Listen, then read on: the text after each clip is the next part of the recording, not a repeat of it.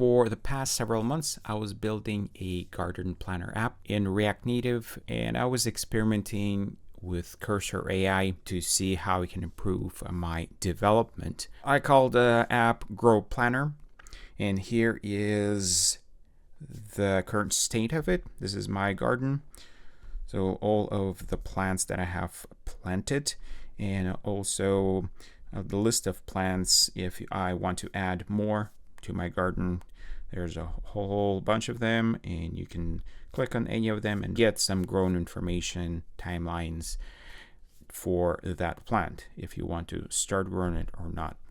The app uses last frost date to give you a suggestion when to plant different plants. If I change my frost date to anything, the dates that you will see, for instance, for the tomato, if you go in the bottom, planting timelines, when you would start indoors, when you would transplant or direct seed, all those change based on that frost date. So if I want to start growing tomatoes, it looks like I'm a little bit outside of starting indoor window. So let's say that I want to transplant tomatoes. I'll buy seedlings from someone. Here we can see that for that frost date that I selected, August 30 is the planting date. I can change it based on how I would plant it, and click add batch. That's going to create a new batch in my garden planner. Right there you can see tomatoes, and I'll have to start it in 3 weeks. And there's lots more features that the app has, but I'm not going to go in details on those. Now let's take a look at the tech stack that I used and talk about the experience of using Cursor for this project. I used React Native with Expo just for a fast development lifecycle, SQLite for offline storage, and Supabase for cloud sync. Push notifications are just on local Expo, and I used Cursor for AI assistance. Cursor did save me quite a bit of time, and some tasks that you need to do, it helps more than others. So one big time-saving task that I did using Cursor was localization. Let's take a look at the code, and in here I have all of these translation values that are used. And initially, when I was developing, I hard-coded all the values. And when I got to the point where I wanted to localize, I ran a chat asking Cursor to localize the app. And for the most part, it extracted all of those hard-coded values and created this JSON file. And I asked it to create several translations. So right now I have total 4 translations that are supported by the app.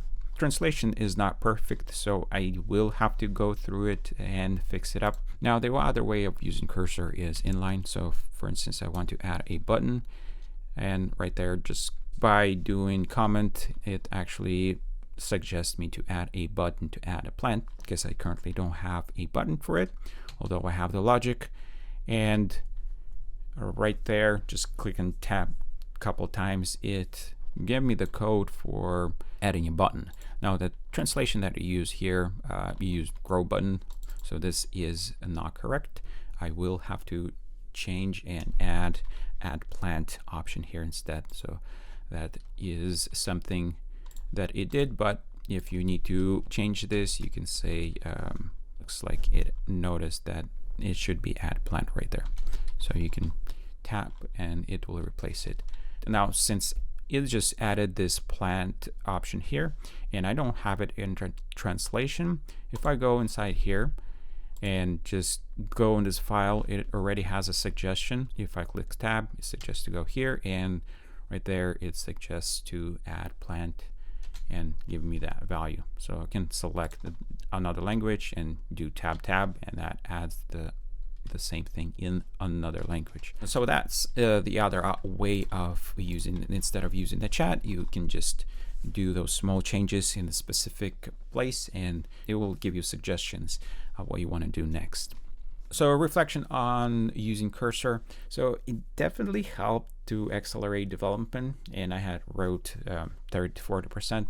Probably was more than that, but it's hard to calculate the percent of improvement, because with using AI, you are introducing a different type of work that you're doing. And with that, it still requires you to understand the framework that you're using. So in my case, I was using React Native.